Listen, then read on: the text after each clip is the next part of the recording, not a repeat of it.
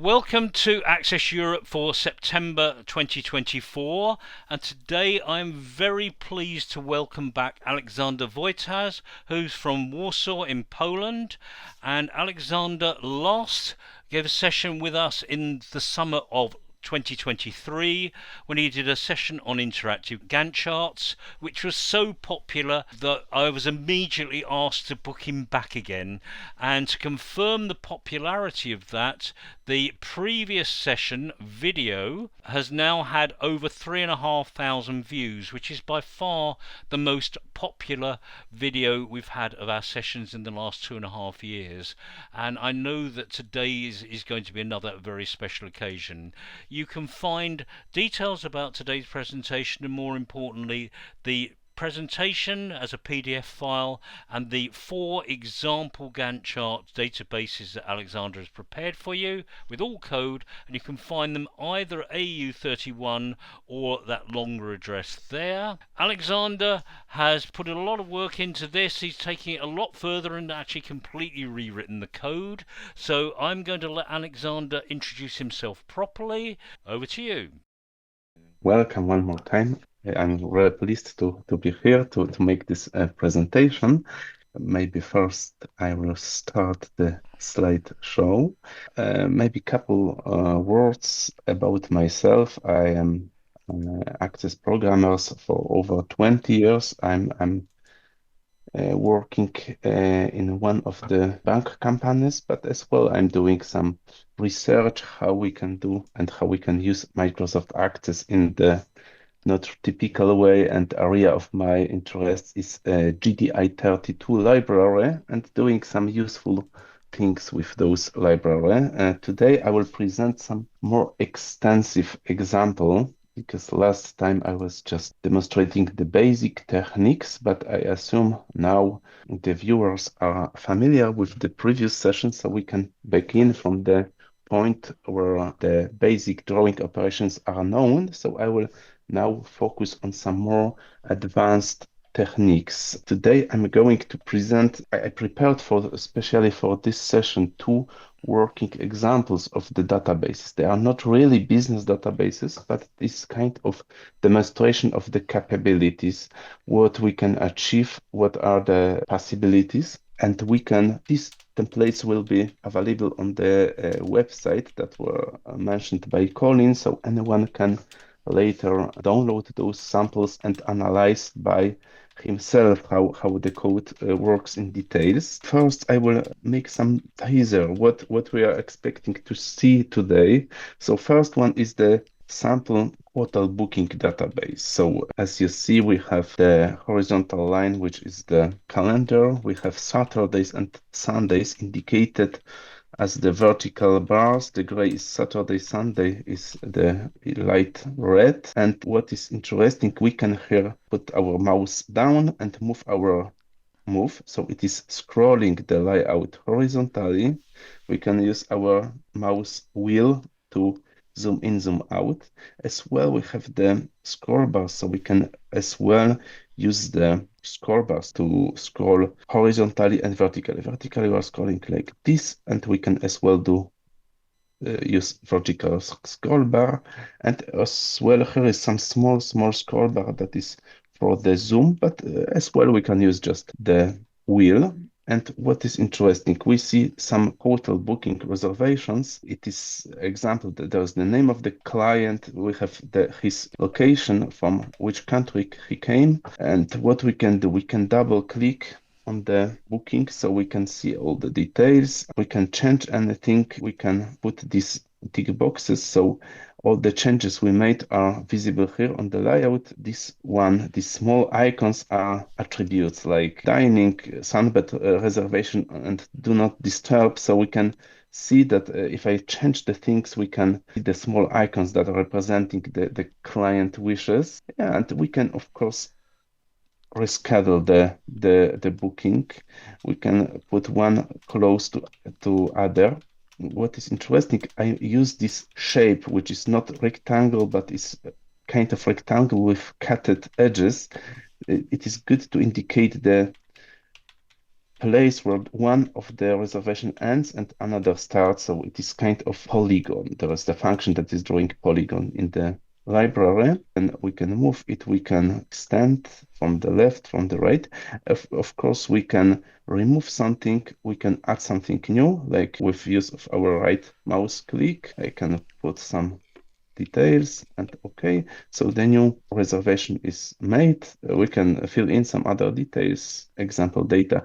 And of course, we have the left bar is the area where we see the rooms. We can see which floor it is. We can see the standard of the room. We can as well double click here so we can edit the room. And colors are indication of the payment status. So payment status is like paid, not paid. Not paid is yellow, paid is green.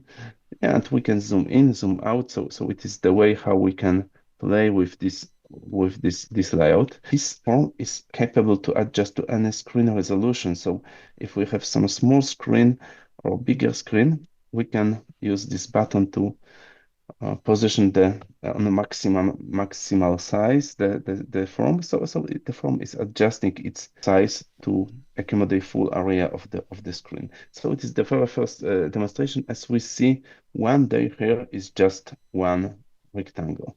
I will now open another example, which is production planning. We can see it is pretty much similar because it is using the same template, but it is configured in a different way. And now we see there is kind of factory, CNC cutting factory. We see the machines. We see the family of the machines like CNC milling, welding, drill, and we see the production order. Each order may have multiple operations, so the operations are joined together with some red lines. So we see which operations belong to the same production order. So we can extend it from the left, from the right. Here's another thing that we can change the progress. There's a progress indicator, and as you see, there is one day is divided by 16 small sections. It is representation of the hour. So morning shift is from 6 till 13. This dashed line is the line where shift from the morning to afternoon shift is changing. And of course, 14, 15 are the afternoon hours. And what we can do, we can as well add some new order. We can double click, we can change the details and so on. Pretty much the demonstration, we can zoom in, zoom out. So the horizon of the activities is not limited to one day, but we can of course move to some another date. And we can see what is going on there. So it is the short demonstration of the examples that are available for download, and I will be discuss later the code that is behind this application.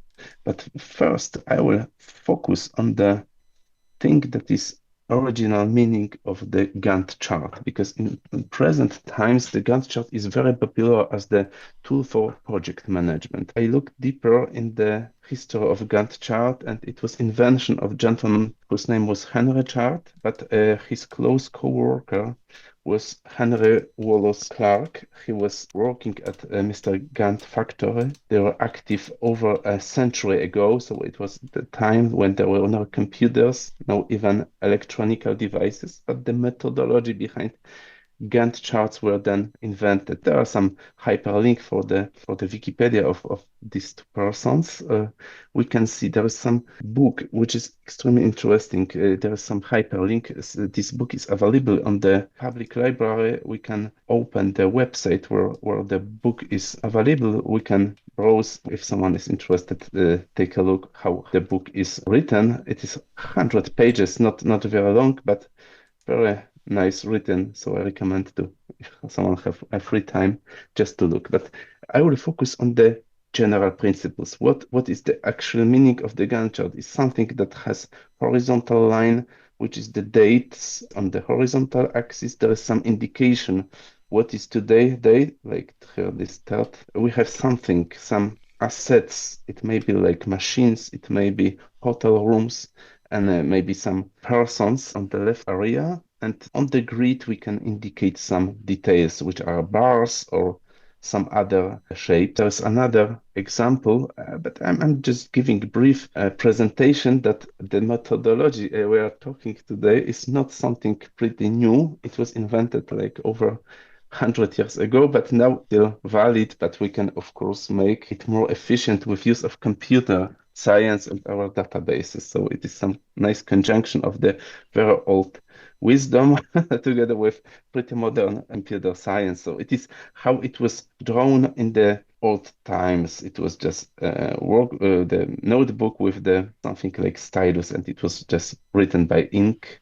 Okay, so there are some more examples, but they are still available on the library book, so anyone can read later the details. And now there are two modern examples of the Gantt charts I did present earlier, so we'll be discussing them earlier, but now maybe I will go more in the details. As we see, time I was working on a lot of such solutions that are interactive Gantt charts, and I found that it is good to make something like templates, which can be easily configured, and we will write on the top of the template the custom features that are typical, the customized for tailored for the special customer client needs. So we see a lot of the elements here is in common, but some of the things are changed. So now I will maybe discuss how the template is organized, but I prepare for the audience the first file that is called empty pure Gantt chart template. And after we open this file,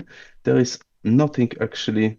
It is just, we can think about it like white card. There are only the object needed for implement the Gantt chart. And on top of this template, we can write our own function to customize this Gantt chart. So all the features are already in place, the drawing functions. And as we see, there is one form, two data tables that are needed for holidays and dates. Holidays are when there are some bank holidays, we can indicate some of the days with different color to let the user know that this day is out of work. So even this is just regular day from Monday to Friday. This is the form Gantt chart. When we go to the mode, we see there's nothing else than these three ActiveX toolbars and one image control. All the rest is done in the fly, this dynamically created graphics.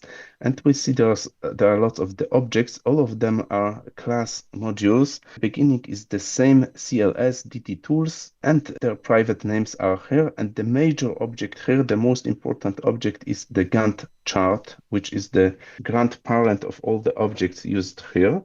Maybe I will go back to the presentation. So the major object is called Gantt chart, and his direct childs are two objects. First is the layout state, where the variables that are describing current state, like current zoom, current date start, date end, and so on. How many days is visible on the layout? All the variables are here in the state, and this object is embedded, and its name is st, like state. Another is configuration object, where we can put all the settings, configuration settings, and the third object is the one we know from the previous session, is this canvas object, which is the real object that is responsible for interact with this GDA32 library and drawing the shapes on our canvas. Actually, it's the picture image control. And the object has dictionaries. Dictionary is to store the collection of the object, because the dates are in multiple dates need to be kept. So it is kind of array, but it's dictionary. We can think about collection of the objects. And the same is with the tasks. So tasks are the left R category items. And of course, the last one is the activities. Activities are the rectangles on the layout. And here's the way how we declare this object is with events, means that it can fire or launch his own events. So when something is going on the layout, the Gantt chart is informing us that something has happened, and we can accordingly react on that action by writing the code within the event handler. Okay, and yeah, this is the empty pure Gantt chart, maybe I will show a little bit the code. But before I will change the font to be 14, right? Colin, please remind me that the 14 is, I believe, the right size for presentation. So we see there is maybe first I will open this form module. I put the categories. So here are the private members of the form. This is this major object Gantt chart. There is one more technical variable that is called subscription number. It's used for right mouse click feature. There is the event form load where actually the Gantt chart is initialized with use of the new keyword. We need to pass to the class the references of the form, of the picture, and the scrollbars, but it is pretty much the same as it was in the previous example.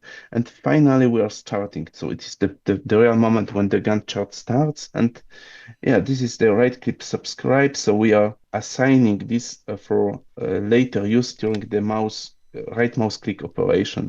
This maximize, and yeah, it is pretty much the load of the form. When the form is closing, it is as well unsubscribes to release the resources. Yeah, and there are some resize and scroll bars update handlers that are notifying the Gantt chart that someone clicked on this scroll bars or form was resized, and later it's our area for our code. So we can put the event handlers of the Gantt chart here and some other function and procedures that are the helper procedures we can put here. So, and all the other sample databases are organized in this same way, but here the code, this area and this area is filled in, and only those two areas are filled in. All the rest of the objects are the same. We can assume them as part of library, so we don't need to change anything in the code of the library. Of course, if someone's interested, is very welcome to do some small changes in the code of classes, but in general, it is not necessary to do any changes inside the class modules. All the changes we are doing here in this Gantt chart form. Now I will come back to the presentation, to the slides.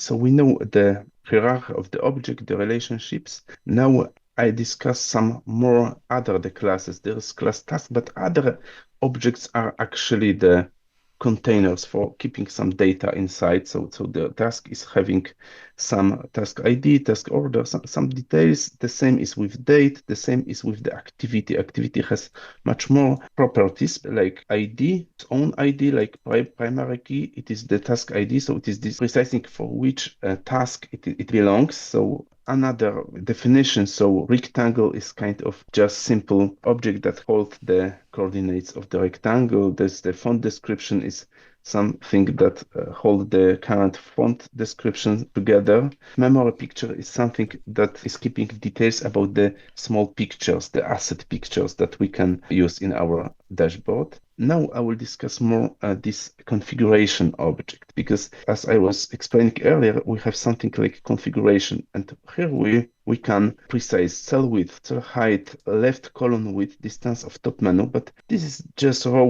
definition of the properties. But to illustrate better the configuration, I made some example database, which is the example number 2, a Gantt chart settings. It is opening, and we see this is something more than the earlier example, and I will briefly explain what is going on. We can, as we see, Sunday and Saturday is there, but after a switch, we don't see Saturdays and Sundays. Now, cell width is 100, so let me change it to 200. You see the fields are, the cells are getting wider. Indivisible quantity is actually the number of the sections, how many small compartment we have in one day. So now it is 4, maybe I will change it to 8, and after I change it, you see this, the width of day is still the same, but we have more compartments here. Left column width is this width, so maybe I will change it to be 400. Yes, we see it has changed, and distance of top menu we can precise how tall is the top section. Now it is 200. Earlier it was 100. So any change we made here in this code, it is reflecting immediately on the state of layout. So we see how we can configure. There is something technical variable text background. We can, because we are putting on our rectangle some text. So to see where is actually the boundary of the text, we can just switch this toggle to gray or transparent. This state monitor is turning on off the right hand state, because here, as you see, we can see the details about the state, but I will discuss it later.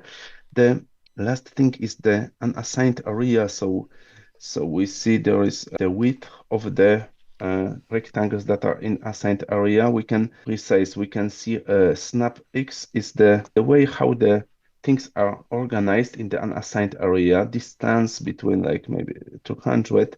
So we can adjust the things here, and we can as well play with the things. And these three blue rows are the frozen rows. We can precise. It is similar to Microsoft Excel. Sometimes it's convenient to show the frozen rows, and when I scroll down, other rows are scrolled, but these three rows are frozen. So they're only moving left to the right, but they are not moving vertically.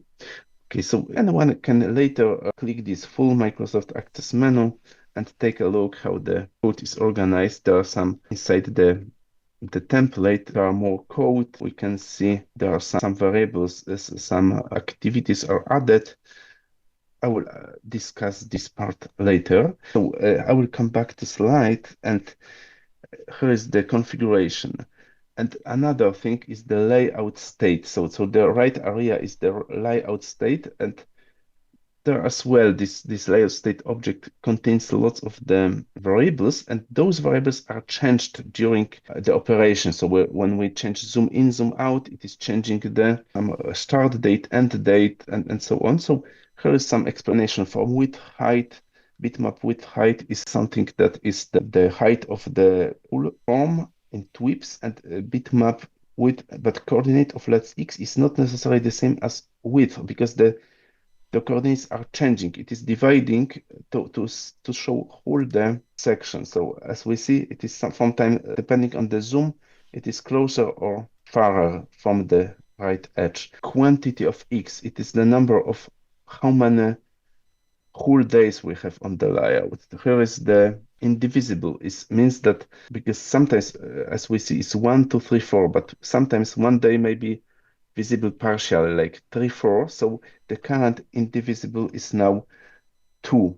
Now I move to the left, is 1. It is 0. 0 means that it is all the first day is fully visible. So we can, those variables are used for some calculations. We can use them later for some calculations. So here's brief explanation of the interface of the Gantt chart. So we have things related with a Gantt chart, like we have references to the controls, we have direct access to the state configuration and collection of activities. We have functions that are used for adding and removing the activities and tasks. We have activities that are enforcing move layout to some specific date or specific vertical scroll.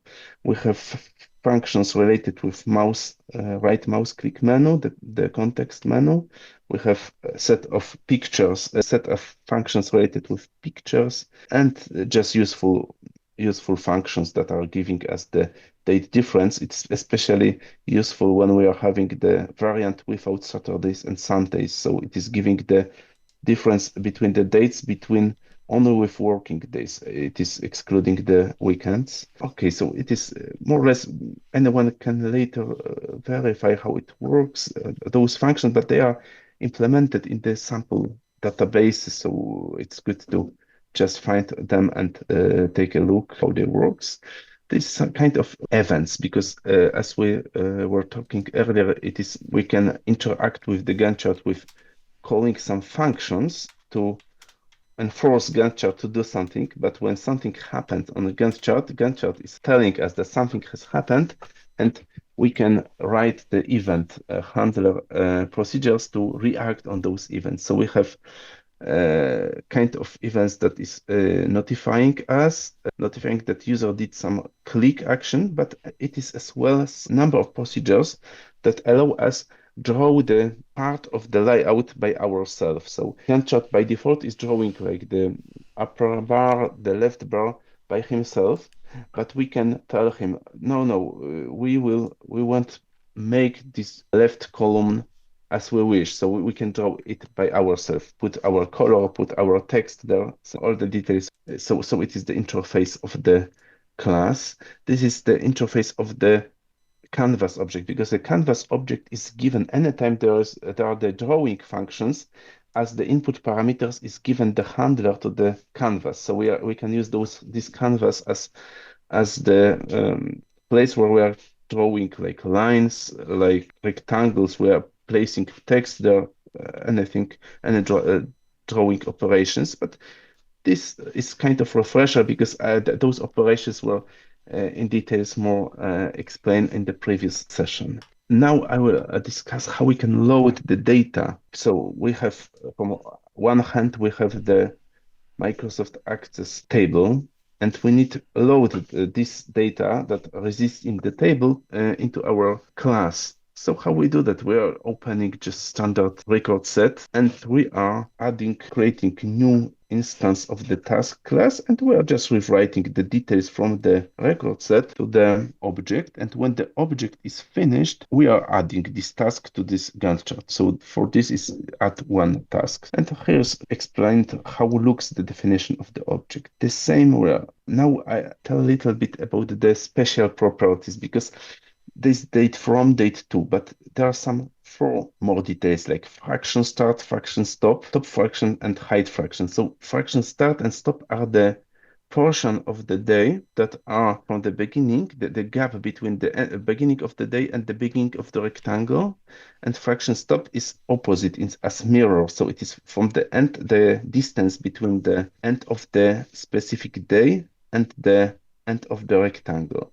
And both of those can be from range 0 to 100, but in case the date start and the date end is the same date, both of them in summary must not exceed 1000. Maybe I will present how it looks on the layout. So anytime I place something, okay, maybe here, and I'm trying to shrink this, it is not allowing, it is just moving, it is enforcing to use at least little portion of the data here. The same is from the right is the same. We can do the same. And top fraction and height fraction is the same. We can put the rectangle partially. So sometimes it's useful to show that the things are in parallel in the same date. So we can use still one row to place 2 things one over another. So this one is the explanation what is the height fraction and the top fraction here. And one more thing, we have something like progress indicator. We can have, it is typical for the project management tools, that when the activity is going on, we can have this 55% is the percentage of the just progress. So maybe I can present it a little bit how it looks. I'm opening the template. We have this darker red indicator is showing the progress. So we can as well change the progress of the activity. So I'm coming back to the slide. So we know what are the mysterious fractions here. So they are just describing the distances from the top and the edge, the start and stop date. Good. And the same is how we are loading the data from the data table. We are loading them just with use of the record set. It's the hotel reservations. Maybe I will it's shown the table. The table is pretty small here, but it's just we have the date from, date to, the fractions, and of course we can add as well the typical properties like guest name, country, and other properties. So it is, and we are running this record set. We are looping over the items and adding each single items is added by its initialized new instance of this class activity is initialized here, and we are adding here by using this method at one activity. This last slide regarding the loading the things to the layout. Of course, sometimes we need to use our small pictures like this sunbed or do not disturb. We are using some table that is called pictures. Maybe I will show the table how it looks in the real database. So I'm opening this hotel booking template database. I click this full Microsoft Access menu, and pictures is just table. Structure of the table looks like this. We have attachment field, and there are just pictures. So we are, or maybe I can even open it to see what is, it's just this small sticker on the handle of the door. I'm coming back to the slides. Yeah, so first we are detaching the picture. It's the way how we are just writing back the attachment from the record set to the pictures folder, and later when the picture is detached, we are using this method add memory picture from PNG, because PNG is useful because it can have opacity. So we can use opacity in the pictures. And the parameters are the path from which we are loading and the identifier of the picture. But I use the same. The file name I use as identifier is pretty useful. And later, when we are drawing some pictures on our layout, we are doing the same. We are referring the identifier of the picture. Yeah. Now I'm going to the moment where we have the reacting. So we know how to load the activities to the layout, but now what happened when something has changed? So user touch something and we're moving the activity and is releasing the mouse. So the Gantt chart is firing the event, the launching event that is called activity has changed, and it's giving as the input parameter the activity, the reference to the activity. So we can write from the activity what is its ID, what is the start date, end date, and so on. So it is some calculation made to snap to the grid, because the hotel reservation, maybe I will show, when we put somewhere, it is taking care to snap this activity exactly in the middle of the day. So it is nice to place side by side to see that one guest is leaving and another guest is arriving to this hotel room in this date. Yeah, so it is pretty kind of calculation. And finally, we are just opening the record set, which is a record set that contains only one ID with the where statement, and we're using this ID that is given by this input parameter. And of course, we are rewriting, writing back the data from this activity to the record set. Yeah, later this function refresh layout. This refresh layout is used especially when we do some adjustment in the activity, because when we do adjustment, its reference to this activity is given by reference. So any changes we made here is actually reflected in the activity that resides in the collection. So it will be, the changes are reflected. There's useful event. This activity is dragged. So when the activity is dragged on the resized, but it's not yet released, we can still do some code. It is useful when I will show. If you take a look on the right corner, there is some description. What is the rectangle, what it holds, and last two lines contains the hour, the date and hour. So when I move it, you see it is the hours are changing in the same moment. And of course, when I extend, the end hour is changing, and we see the operation time is as well changing. So we can make some calculation in the time when something is moved. So for this reason, we are using this event that is called activity is dragged. Double click is pretty self-explanatory. When we double click, we are most cases interested to see what is some details from some pop-up form. So it is just opening some pop-up form. So I double clicked, it is opening the form, but we can, in the filter, opening filter, we can precise the ID we would like to see in the dialog form. So it is the way how we can use the double click event. We are coming to the section related with right click mouse menu, because mouse menu is something useful.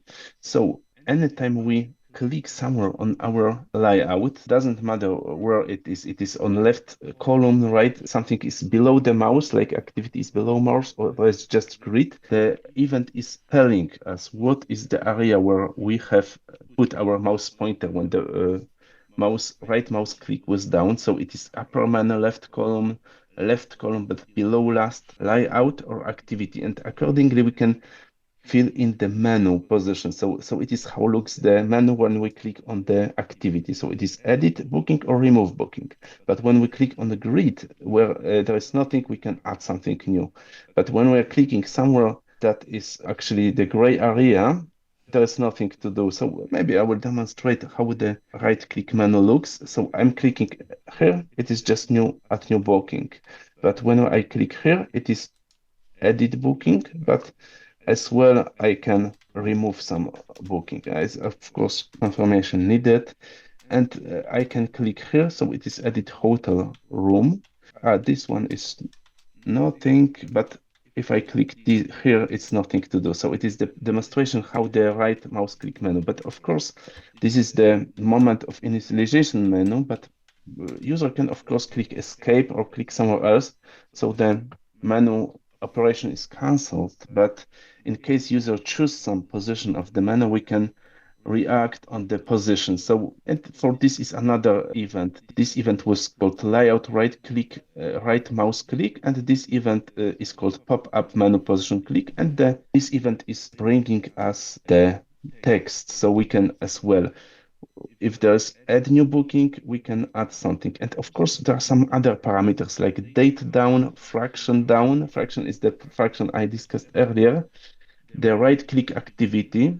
And of course, it is only containing the class activity when something is below. When there is nothing, it is giving us as the nothing. We can verify instruction in Visual Basic type of something. So when we are assessing if some object holds real object or holds nothing, we can use, I think it's even is nothing. It's even easier way of verify. Yeah, but it is more or less the thing how we can use our right mouse click menu. And finally, we are going to the very almost last section where I will discuss the way how we can intercept the drawing events, because anytime and any single frame is drawn, because we can think about it like computer game, that it is rendering the frames of the game, or any single frame is drawn, and assuming we have 50 activities on the layout, it is firing this event 50 times for each single rectangle that is shown on the, but it is only limited to those ones that are shown on the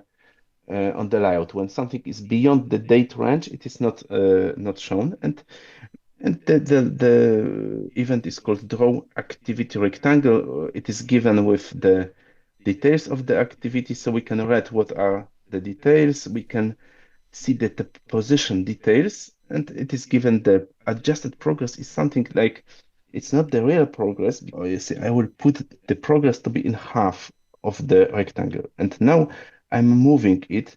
So not whole the rectangle is on the layout. So you see the progress is staying in the place where it is supposed to be. And the same is with the left side. So adjusted progress is something that is not the real progress, but because real progress we can read still from activity class, but the adjusted is the progress that is still visible here in this rectangle when it is partially visible. There are some, we are doing some calculations, and finally we are using the method draw rectangle, which is drawing first the external rectangle, later the progress rectangle. We are calculating the half of the size of the rectangle, because when this one is getting smaller, the progress bar is still occupying the half of the height of the rectangle. Yeah, so it is the way how we are drawing the external rectangle and the progress rectangle. But later I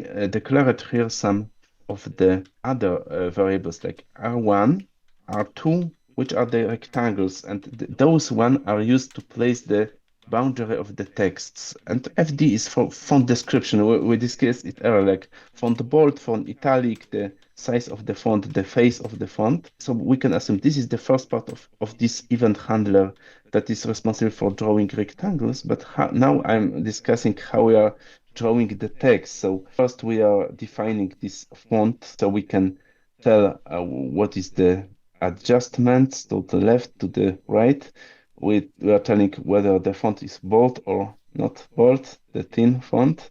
the color of the font and the face of the font size in pixels. And later, this XR2 rectangle, because we are anytime before we draw actually the text, because R1 is the external rectangle, and the R2 is the rectangle that is describing the coordinates of this single text. And sometimes some of the rectangles we can place adjusted to the right and some of them adjusted to the left. Maybe I will present on the live example.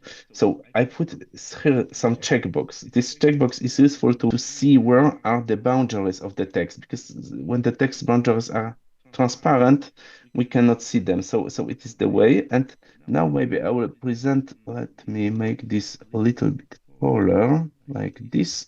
This is the explanation of some of the rectangles are attached, like anchoring in Microsoft Access form. We can anchor something to the left. Some of them are having the static size. Those two rectangles are having the changing size depending of the height, length of the rectangle, and those two rectangles are attached to the right. So sometimes it is making some little mess when they are colliding with each other, but I think it is pretty good way of showing some details on the rectangle. But still, the more details we see when something is activated on the layout, something we can see all the other details in this yellow plate. Okay, and the very last slide. I hope, yeah, this is the very last slide. This is as well similar, but this time we are discussing the placing of the asset pictures. We can place them with the use of the function place picture on activity rectangle. And the same story. We are placing the R1, which is actually the external boundary of the activity. R2 is the small boundary that we are calculating, because this one is special. It is space from the right, because the more icon is there, the more to the left they came. So it is kind of calculations here. The identifiers of the pictures are given, so the library knows which picture need to be drawn, how it works. So now we see this is good example, this Andrew Jakob. So we have three of the things. So after I change, maybe I don't want to have sunbed, which is in the middle. Here is on the middle. It is scrolling to the very top. So, but we see it is. I lost this. Maybe I will use another this because this is from at the very top. This so we have one icon here. Now I switch this. The sunbed is on very right position, and this one is moved to the left. So it is the way how we can place different pictures on the rectangle. It is as well possible to write some comments related with some clients. So when this differently, it is the comments are not shown on the right corner, but they are moving together with the activities. Kind other, but for this to show the comments, we are using some special event that is called FreeDraw. Maybe I didn't mention about it in my presentation. Maybe I will ask the very last thing for today. I will show the Gantt chart, because we have in the form we have this object Gantt chart, and we can see the events. The events written in the thick bold font are the events where some handlers are already written, and the thin font are without handlers. But potentially still we can place some event handlers for those events. Yeah, and the free draw is the place where we are getting the canvas object and active layout activity. So the active layout activity is the activity where we have our layout activity is something else than activity, because layout activity is giving the actual position on the screen, and active activity is just the all the details of the activity. And scale factor is as well given here too, so we can calculate this rectangle. So this rectangle is being scaled together with when I highlight something, the yellow rectangle is small, but when I move, the rectangle is getting bigger as in the same scale as it is. We can use this event to draw anything. We have our canvas given, so we can make an operation. We can, for instance, draw company logo, maybe some other things. It's just our area for our drawing. I think we are going to the end of of slideshow. So thank you very much for kind attention. So I think now maybe it's time to some questions. Alexander, I can tell you that it was silent because everyone was just absolutely amazed at what you've been showing them, and the comments in the chat were, "I'm blown away. This is just incredible." If I'm sure other people will say the same. I thought your first session last year was brilliant. I think this is even better. And there's certain things that you've changed to class modules. You've got rid of the timer events, so there's no flicker anymore. The speed of response, it's instantaneous. It's just absolutely amazing. And there's another one, gold medal. I'm in awe of what you've done. This is stunning, etc., etc., etc.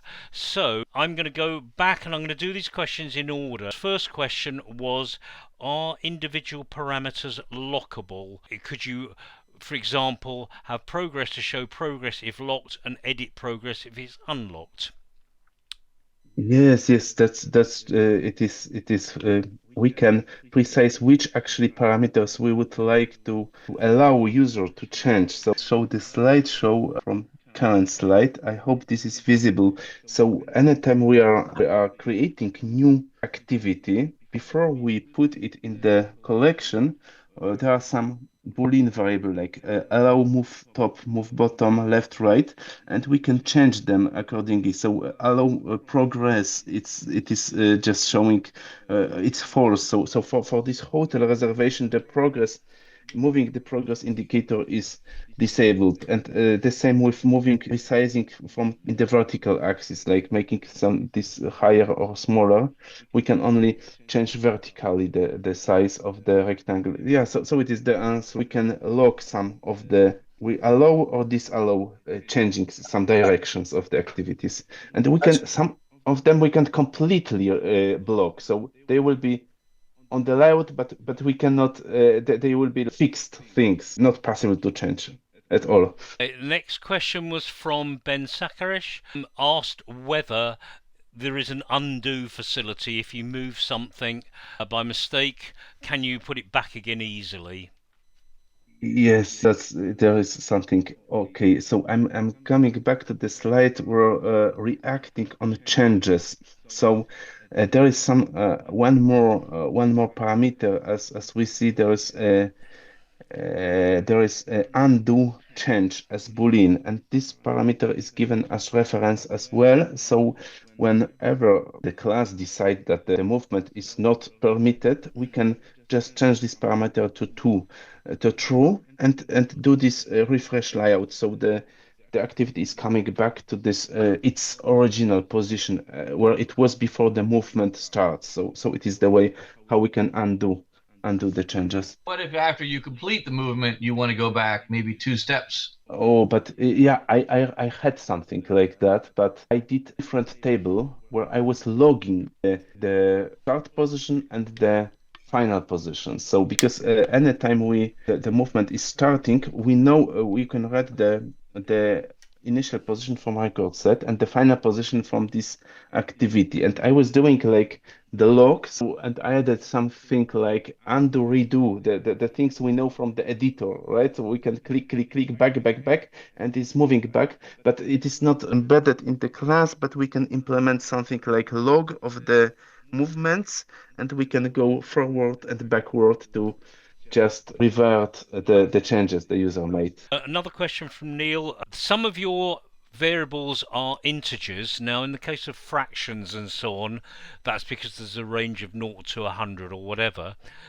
The question was asked that when Access gets large monitor support, supposedly in the near future, will integers be large enough for the Gantt chart as a whole?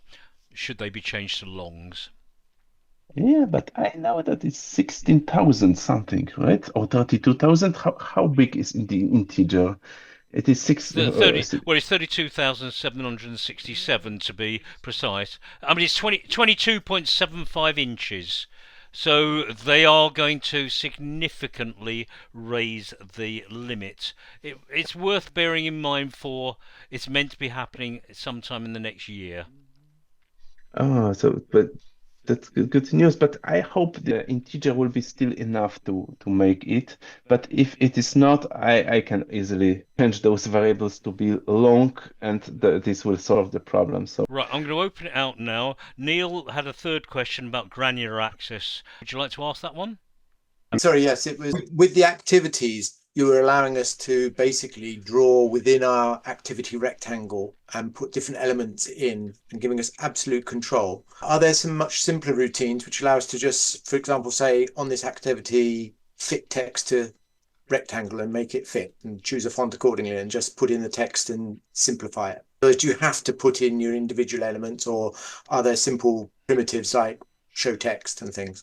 But I'm not sure if I correctly understand, but you're asking if there will be some simpler routine to put some, is it just something simpler to put just text on the rectangle, or okay, but no, unfortunately, but this routine is pretty bad.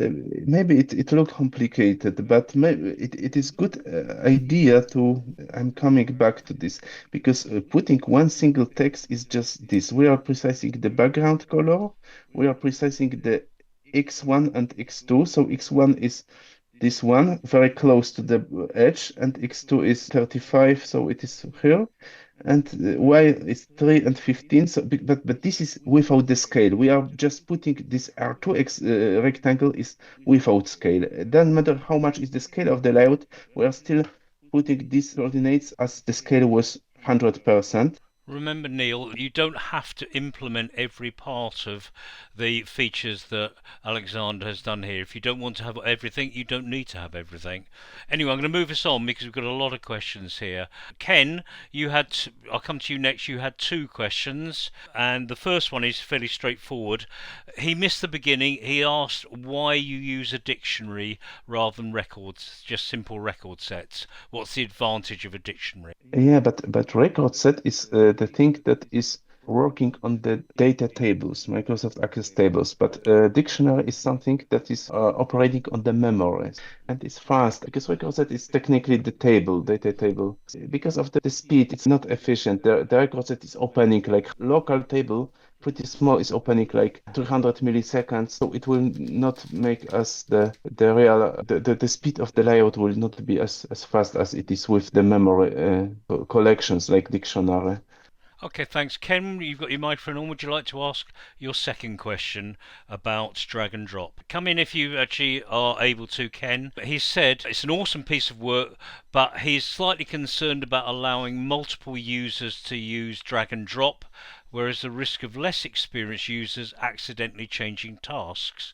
Could you enable or disable drag and drop for individual users? Yes, that is possible. I did some even recently. I was transportation company that were managing over, I'm not sure, 30 trucks and their routes.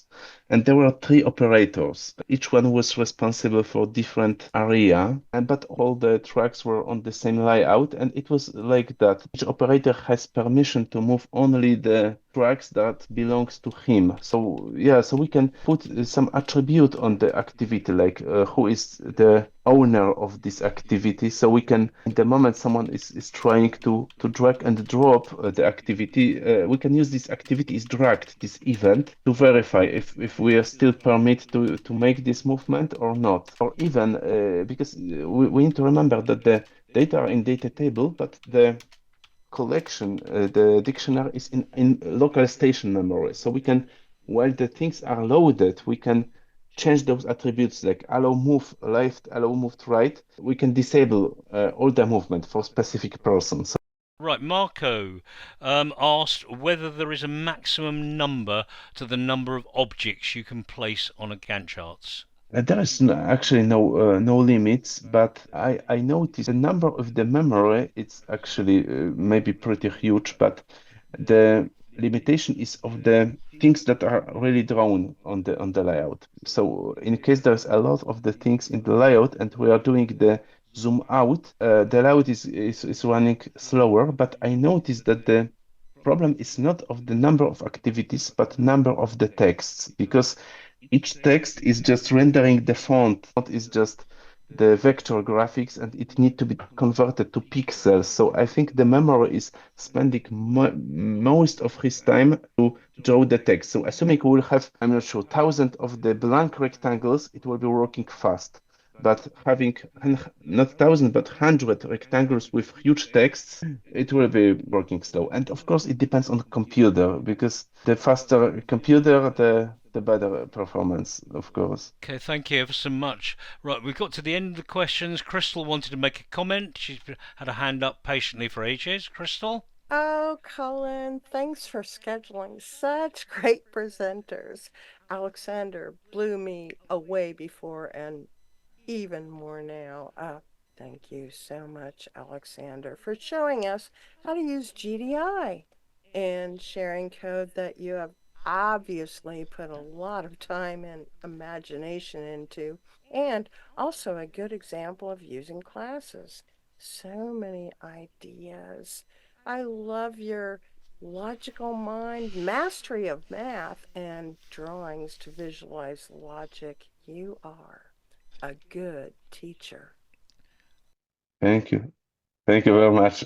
I think it's an amazing piece of work, and I know from the comments here in the chat, others feel exactly the same as me. And because I don't want to forget to say it, Alexandra and I have already tentatively booked a session sometime in 2025, but it will not be on Gantt charts. He is on another project that he's working on that I'm not going to tell you about, but it's equally a stunning piece of work. So he's likely to be back again. You haven't got rid of him yet. Tim's just pointed out the fact Alexander is an incredibly impressive English speaker, but it is definitely his second language. He is a Polish speaker, Polish native, and it's amazing how well he does here. Right, thank you again to Alexander. And just bringing this back on the screen here just so you can see, you can download both the PDF of the presentation and all 4 of the databases that he's prepared as samples. They're all free, all the code is provided, but Alexander has put in hundreds of hours over several years on this project, and if you would like to send him a donation, he would be, I'm sure, extremely grateful of that. You can do it either via my website or contact him direct. And he has also, after the first session, helped several people with Gantt chart work for their own business. So if you're interested in that as well, please do. But you've got an almost ready-made solution here. So this is absolutely stunning piece of work. So as I said, AEU31, isleofdogs.co.uk, or the official site here. And Alexander, thank you again for coming, and thank you for such a superb piece of work. Thank you very much. It was my pleasure as well. Right, and it was our pleasure to actually be witnesses to it as well. Before I get on to next month, I just wanted to say, but unfortunately he's had to go, tomorrow night, for those of you that are based in the US or Canada particularly, Adrian Bell, who is UK based, will be giving a presentation for Access Pacific on using command bars, the old style ribbon if you like, for and another way of making a ribbon very easily. Unfortunately, it's at 6:30 p.m. Pacific time in the US, which equates to 3:30 a.m. UK time, which is a bit late for most of you, but Adrian will be bright and breezy and ready to go at that stage. So if you can make it, I'm sure he'll be very pleased to see you there, and that will also go on YouTube. This will go on YouTube early next week, and I'm sure it will get a huge number of views again. Right, I'm going to move us on to next month. Alessandro is my co-host for Access Europe. He does a lot of work in the background, even though I do most of the talking, and I finally persuaded him to show off some of his own work. And again, third one in a row where we've got a lot of work on drag and drop. And those of you who've seen him at Access DevCon back in 2021 may remember his pirate ships. Alessandro, would you like to introduce next month's wonderful presentation? It's follow Alexander, but luckily you don't have to follow him for another month. You already know it's wonderful. No, it's not. I do know it's Thank wonderful. you, Colin. If I can share my screen, I can show you better. Please do. Yep, I'll stop sharing. Yeah, okay, should be this. So yeah, for this presentation, I decided to show something different from the usual exhibition of interfaces that probably most of you know by now, since I showed them several times in the last 2 or 3 years. So I thought to address the many requests I had, asking to explain how these interfaces are made, and though you, Colin, Colin would probably prefer something less technical and more graphical. So the presentation will start with a very reduced selection of those interfaces, for those of you who never saw them. And then I'll sketch the code behind the drag and drop engine, which is the foundation for all of them. Of course, I won't disclose the full code as it is explained in extreme details in the book I'm trying to sell, but at least I'll give you an overview of the code structure. If you're interested, currently the book is still available on my online VBA shop, but next month it will be printed by a regular publisher and made available on the Springer network. If time allows, I will also briefly introduce my next book I'm lazily writing in this month, which explains how to build different kinds of sliders with access, the one you see in this picture. So from a simple on-off toggle to a classic slider with a draggable thumb to a deconstructible colored slider, a double slider to pick a range of values, and a kind of an elastic slider. And if time allows, again, I'll be happy to disclose for the very first time the new application I'm working on called Ribbonizer, yet another ribbon builder. Of course, everything is visual. It implements the drag and drop engine. And one of the main features is a real-time preview here on the top of the ribbon, which is updated as the user changes the ribbon structure here in the tree view. Last but not least, I officially announced today that AUG Italia is about to start its adventure. So on the 8th of October, we're having our first meeting, hopefully the first of many. I could manage to find a handful of Italian developers who might be interested in talking about some topics, but only time will tell. Most likely, I will deliver the first 2 or 3 presentations myself. Let's hope for good, but if you know any Italian-speaking developer, please be so kind as to spread the voice. We need your support. So this is it. Hope to see you all again next month, and I hope you like the presentation, even though, as I said, it's going to be a little technical since, again, it's focused on the code structure. Thank you, Alessandro. Can I just check the book that's coming out through A-Press? That's going to be an e-book and a physical copy, isn't it? I think so. Yeah. Okay, but that's next month, October. That will come out. Yeah, I'll have some certain news. I mean, something more final next month. And having seen an early copy of it, I think that's something that is well worth buying. And certainly I've learned a lot from the code and the drag and drop engine. So very, very impressive piece of work. I've got a couple of comments I wanted to make. First of all, and I thought at first it was going to be this month, but it looks like it will be later this month or next month. There'll be 2 new access features already available in preview and beta versions, and that is significantly improved modern charts, dramatically larger number of different sorts of charts, and also greater power with the ones that are already there. And also the new Monaco SQL editor will also come out. That might be 1 month behind the modern charts, but both those are available very soon. Those of you with current channel version 24.08 may have had some major issues with access not closing, access closing but hanging, and all sorts of different theories as to what's actually the cause. There is a fix. Whether it's going to be a fix to all the different causes is another matter, but there will be a fix to the current channel next Tuesday, the 10th, I think that is. It's already apparently in the current channel preview, but I'm on the beta channel and it's not in the beta channel, so I'm a little bit confused there. But the major bug, cannot open any more databases, error 3408 for example, that is apparently being fixed for next week there. So I'm going to draw the meeting to a close. Thank you again, Alexander. Thank you for a wonderful presentation. Thank you, Alessandro. Thank you all. I will see you next month.